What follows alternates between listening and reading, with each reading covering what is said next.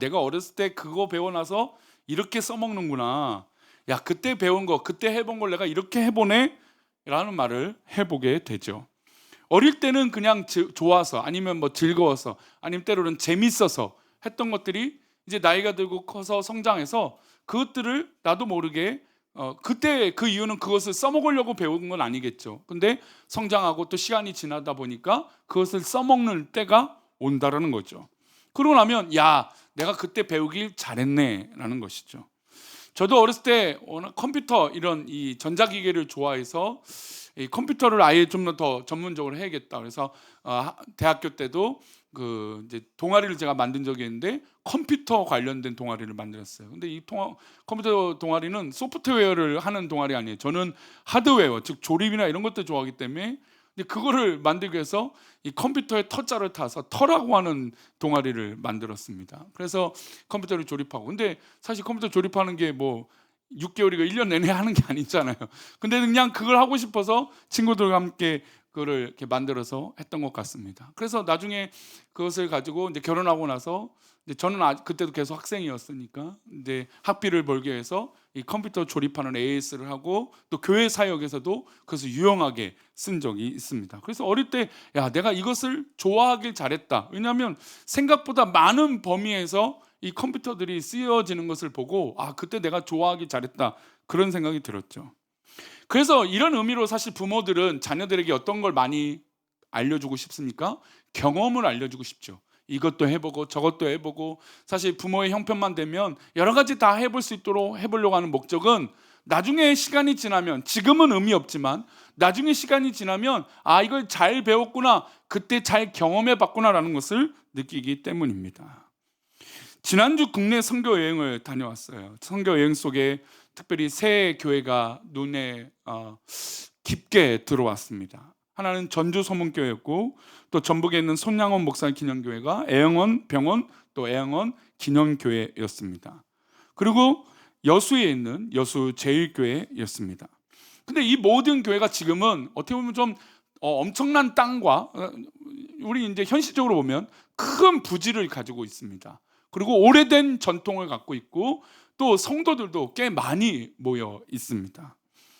근데 이런 화려한, 지금은 어떻게 보면 야, 존경한, 뭐 멋있다. 여수 제일교회는 사실 그 교회를 중심으로 여수에 있는 교회들이 다 파생되었다고 해도 과언이 아닐 정도로 역사와 전통을 가지고 있는 교회였습니다. 근데 이 모든 것들이 지금이야 참 보기 좋고 기념할 만한 것이 됐지만, 그러나 시작할 때는 어땠을까요? 그렇게 화려하고 기념할 만한 것이 아니었습니다. 여수제일교회는 김아무라고 하는 여자분이 기도처서에서 그 교회를 시작했습니다. 아니, 그 120년 전에 여성 성도, 편견을 갖는 거 아닙니까?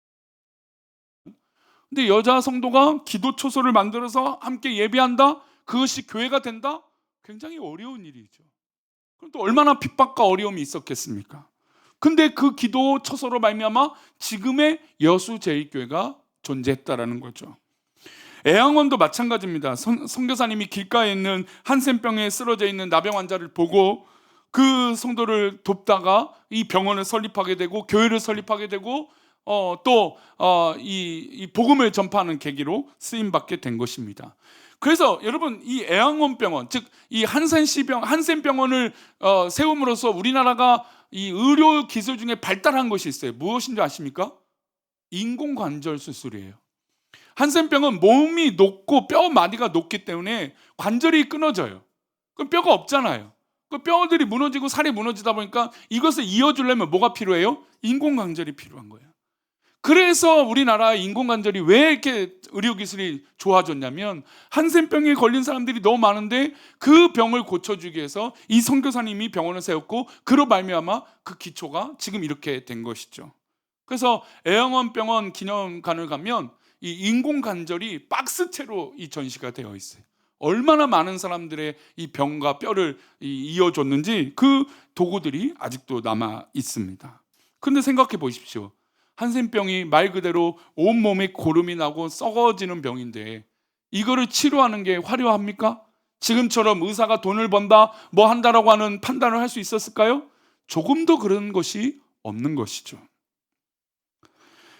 전주 소문교회도 역시 정혜원이라고 하는 성도가 기도처소로 시작해서 이제 그것이 도저히 안 되니까 남장로교회 선교사님을 파송해달라고 해서 목회자를 초빙해서 그 교회를 유지하게 됩니다. 그게 거기서 유명한 목사님, 우리나라의 어떻게 보면 성경 번역가, 또 이 초대교회 우리 한국 역사에 유명한 이눌서 목사님이 거기서 이 목회를 하게 됩니다. 그런데 이 모든 것들을 역사를 들여다볼 때 여러분 그 순간은 화려한 것이 있을까요? 조금도 화려한 것이 없죠. 너무나 처참하고 너무나 비참하고 너무나 어려운 상황 가운데 있었어요. 그리고 너무나 극도로 어렵고 가난한 시절에 있었죠. 게다가 이 모든 것에 공통점이 두 가지가 있었어요. 첫 번째는 일제 압제 가운데 있었다는 거예요. 일제 압제에 있다 보니 복음을 전파하는데 쉬웠을까요? 당연히 어려웠습니다. 그래서 공통점으로 이들은 뭘 이겨냈냐면 신사참배를 이겨냈던 교회들이었어요. 근데 아까 말씀드린 대로 이 모든 교회들, 이 전남 지역은 특별히 네비우스 정책에 의해서 미국의 남장로 교회가 와서 선교사님들이 복음을 전했습니다. 그런데 이 남장로 교회가 지금의 어떤 교단이 되냐면 통합 측이에요. 근데 지금 말씀드린 여수제일교회랑 전주소문교회는 어느 교단이냐면 합동 측, 지금 우리가 있는 우리 교단이에요. 그럼 왜 여기 이 전주 지역은 이 남장로회가 복음을 많이 전파했는데 왜 이들이 합동 측이 되었냐면 바로 일제 이 신사참배 때문에 갈라지기 시작한 거예요. 이들은 그러니까 통합 측에 있던, 지금은 이제 통합 측으로 불려나왔던, 우리가 알고 있는 우리 한경재 목사님 참 위대하고 존경하지만 그러나 늘 걸림돌이 됐던 게 바로 이 신사참배 문제였어요. 교단적으로 우리가 죽음을 피하고 기회를 삼자. 저는 그것도 동의해요. 여러분 우리가 만약에 여기서 죽고 살고 하는 문제로 신사에 절하자면 여러분 우리가 목숨을 선택하는 게 사실 생명을 걸고 순교를 한다는 게 쉬운 문제겠습니까? 그거는 저의 문제는 아니겠지만 여러분들에게 강요할 수 없는 문제예요. 그런 거지만 어쨌든 한국교회, 또 특별히 이 전남 지역이 그렇게 바뀐 이유는 이 신사참배를 극복했어요. 그러니까 일제 광복되고 나서 어떤 일이 벌어졌을까요? 신사참배를 한 교회와 신사참배를 하지 않는 교회, 신사참배를 한 성도와 하지 않는 성도들로 나뉘어지게 되는 거예요. 그게 계속해서 한국교회에 어려움으로 오게 되고, 그게 바로 이제 민주화와 또 공산당, 자유주의와 공산당으로 이 색깔들이 비춰지게 되는 겁니다. 그리고 이분들의 또 공통점은 그로 인한 WCC죠.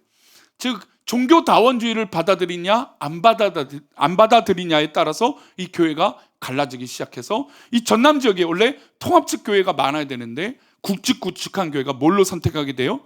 보수, 합동을 선택하게 됩니다. 그러고 나서 이 공산당, 즉 이 민족 상전의 역사들을 이 모든 곳들이 경험하게 되고 순교자들을 많이 배출하는 교회가 됐던 겁니다. 이게 바로 그 교회들의 공통점이에요. 순교자의 피들이 있었고 또 일제의 그 신사참배를 반대하고 극복하고 목숨을 걸었던 사람들이 이곳에 많았다라는 거예요.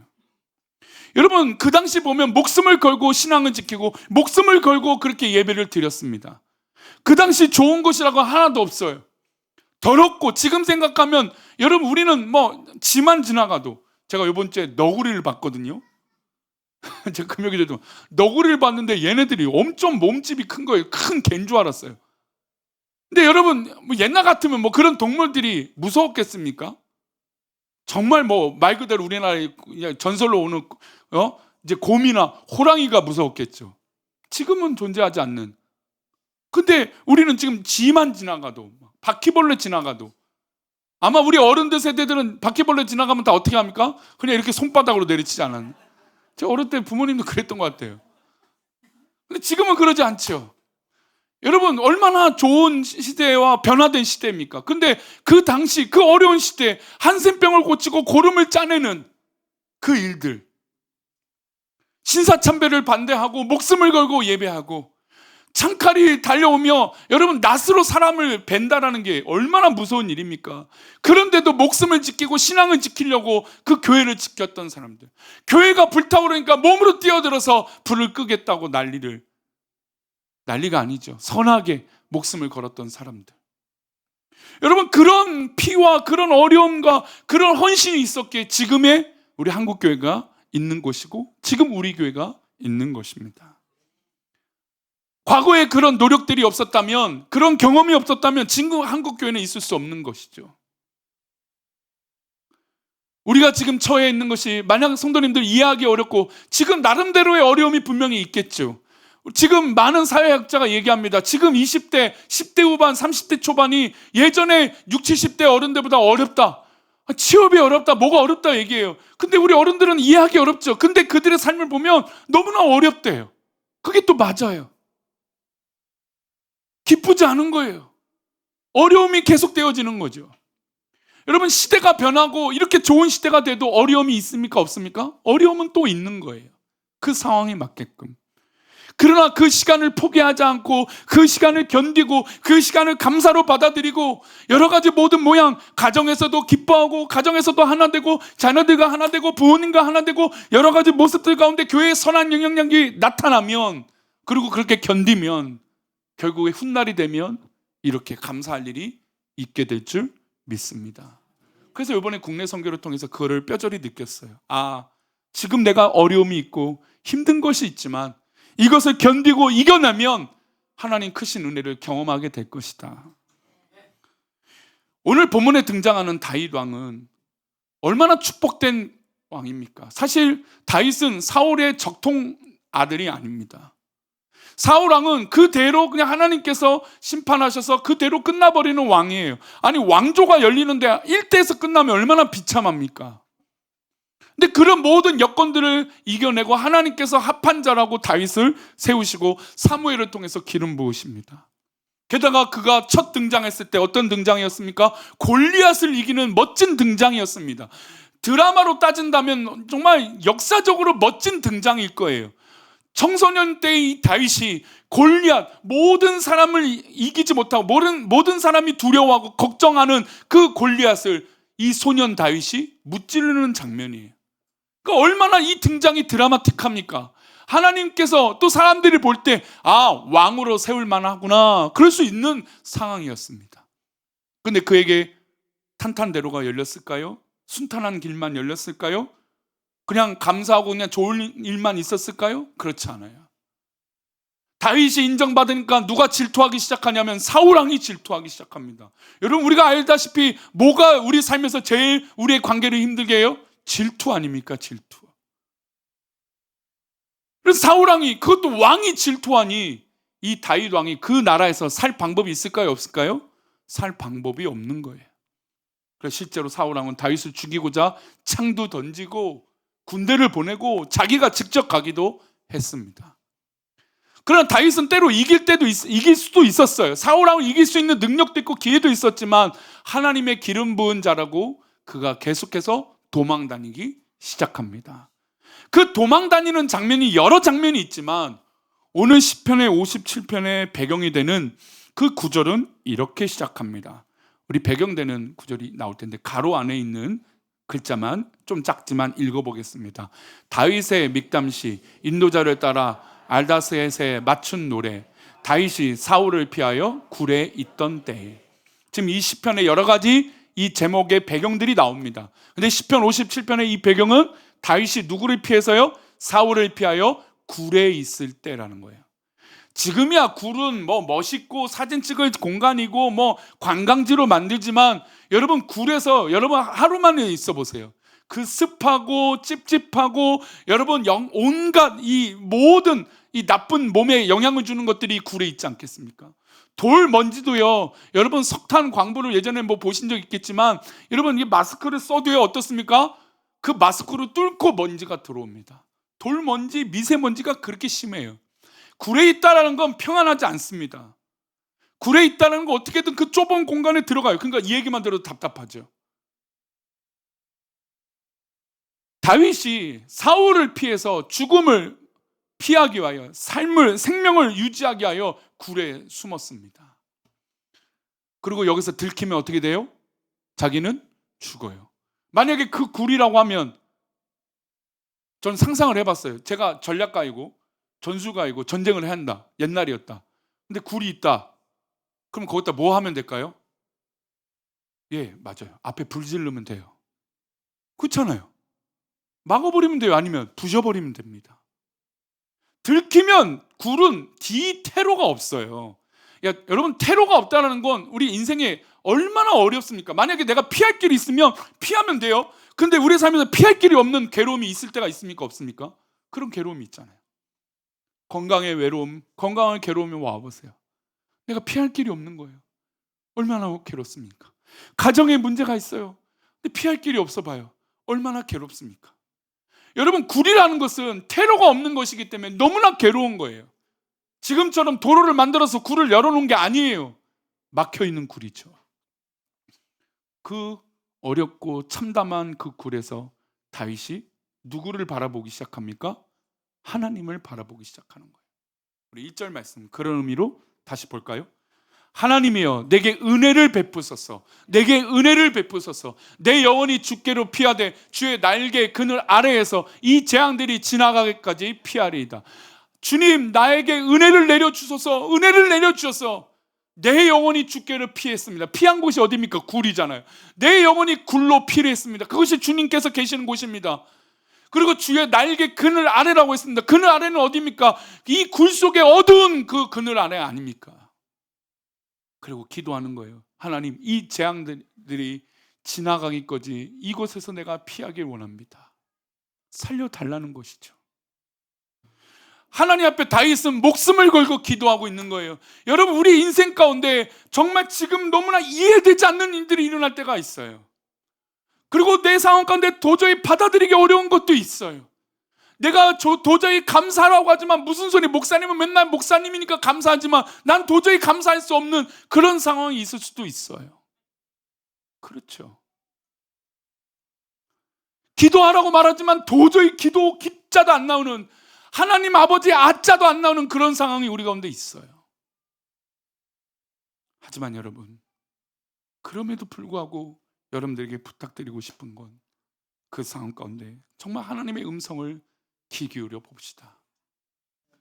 그 정말 최악의 그 순간, 그 어렵고 힘든 그 최악의 그 순간에 우리가 다른 걸 선택하고 내 아는 지식과 내가 알고 있는 것을 말하는 게 아니라 하나님 앞에 그 음성을 듣는 그 귀가 필요하다는 것이에요. 그래서 다윗은 2절에 이렇게 고백합니다. 함께 읽겠습니다. 내가 지존하신 하나님께 부르짖으며 곧 나를 위하여 모든 것을 이루시는 하나님께로다. 다윗이 지금 굴에 있고 어려움 속에 있지만 하나님께서 곧 이것을 해결해 주실 것을 믿음으로 고백하고 있어요. 지존하신 우리 하나님께 내가 부르짖습니다. 나를 위하여 모든 것을 이루어 주실 줄 믿습니다. 철저하게 내 신앙과 내 모든 것이 하나님께 있다라고 고백하는 것이죠. 우리 귀한 성도님들, 우리 이 시간 이 예배하는 순간은 우리가 무엇보다 누구보다 하나님 앞에 있는 것인 줄 믿습니다. 그러니 여러분들이 갖고 있는 모든 기도의 제목과 어려운 것들이 하나님 앞에만 있기를 소망합니다. 누구한테 있는 것도 아니고 어느 사람에게도 의지하는 것이 아니라 오직 믿으며 오직 하나님께라는 것이죠. 우리가 우리나라의 역사들을 말씀드렸지만 여러분, 이렇게 참담하고 어려운 시기들을 견뎠기 때문에 지금 있는 거예요. 여러분들이 최악의 그 순간이라고 여겨지는 그 어려운 순간을 지금 믿음으로 이기면 하나님께서 그 다음을 책임져 주신다라는 것이죠. 우리가 살다 보면 말 못할 어려움이 있고 고생스러운 순간이 있고 견디기 어려워서 속이 열불이 나는 순간이 있지만, 그러나 하나님 앞에 나아가면 결국 하나님께서 이루어 주시고 승리케 해 주실 것입니다. 그래서 다윗은 이렇게 고백합니다. 3절입니다. 함께 읽겠습니다. 그가 하늘에서 보내사 나를 삼키려고 하는 자의 비방에서 나를 구원하실지라. 하나님이 그의 인자와 진리를 보내시리로다. 여러분, 이 말씀이 왜 중요하냐면, 여러분, 나를 삼키는 자의 뭐예요? 비방이에요. 칼이라고 말하지 않아요. 물론 칼도 등장하고 창도 등장하지만 여긴 뭘로 등장해요? 비방이에요. 여러분, 비방은 진리입니까? 정직합니까? 거짓입니까? 거짓이잖아요.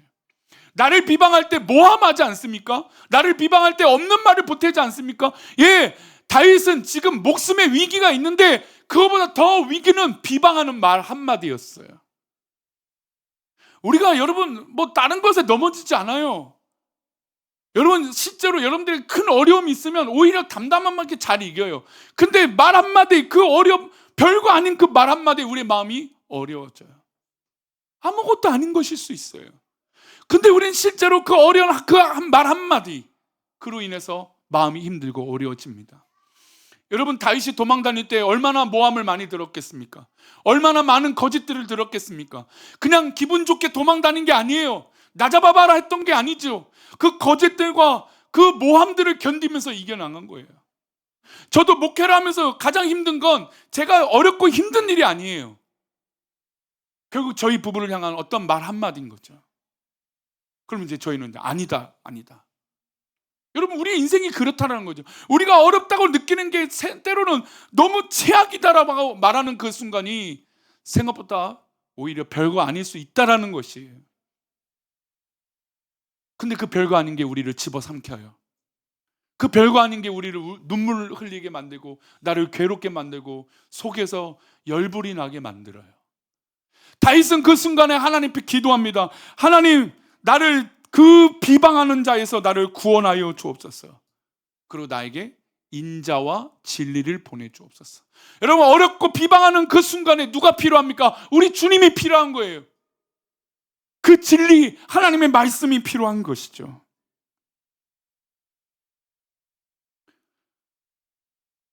우리가 아무리 좋은 의도로 살더라도 상대방이 불의를 가지고 우리를 해하려 한다면 여러분, 이기기 어렵습니다.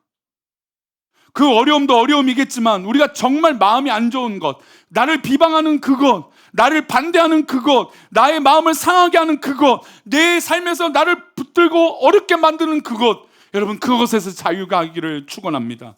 그러고 나서 다윗이 이런 고백을 해요. 우리 이 말씀만 읽고 마치겠습니다. 4절입니다. 내 영혼이 사자들 가운데서 살며 내가 불사르는 자들 중에 누웠으니 곧 사람의 아들들 중에라.